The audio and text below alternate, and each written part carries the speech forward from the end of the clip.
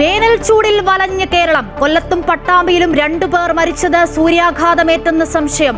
8 പേർക്ക് സൂര്യാതപമേറ്റു. മൂന്നാറിൽ ultra violet സൂചിക അപകടകരമായ തോതിൽ. ചൂടിനെ നേരിടാൻ പൊതു ഇടങ്ങളിൽ തണ്ണീർ പന്തൽ ഉറപ്പാക്കണമെന്ന് മുഖ്യമന്ത്രി. പാമ്പുശല്യവും രൂക്ഷം. ഇന്ന് 2 പേർക്ക് കടിയേറ്റു. വരും ദിവസങ്ങളിൽ വേനൽ മഴ ലഭിക്കുമെന്ന് കാലാവസ്ഥാ കേന്ദ്രം.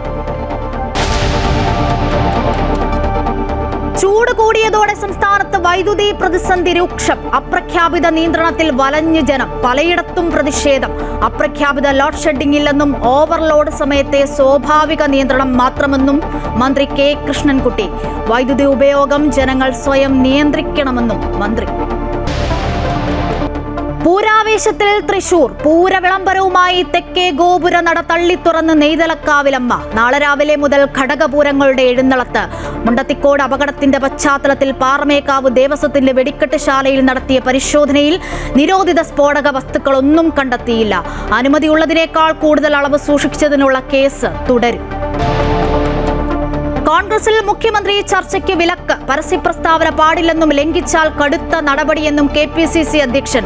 ഒരു സുപ്രഭാതത്തിൽ പൊട്ടിവീണതല്ലെന്നും സൈക്കിളിൽ പ്രവർത്തനം നടത്തിയിട്ടുണ്ടെന്നും രമേശ് ചെന്നിത്തല.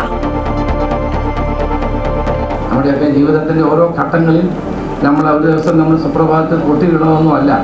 നമ്മളൊക്കെ ഒത്തിരി പ്രയാസങ്ങളിലൂടെയും ബുദ്ധിമുട്ടുകളിലേക്ക് വന്ന നേതൃനിരകളാണ് ഇന്ന് കേരളത്തിലെ കോൺഗ്രസിന്റെ പഴയ തലമുറ എന്ന് പറയുന്നത്.